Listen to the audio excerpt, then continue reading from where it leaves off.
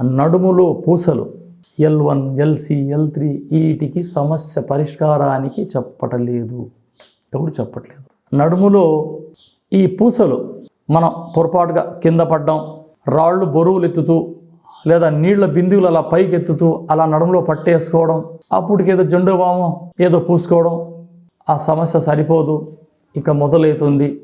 రాను రాను రోజుల్లో ఆ కీళ్ళలో గ్యాప్ వచ్చి అందులో మాంసమే పెరిగి ఇక నరకం. నిలబడలేరు, కూర్చోలేరు, జర్నీ చేయలేరు, ఏ పని చేయలేరు, చెప్పుకోవడానికి బాధ, ఉండడానికి బాధ.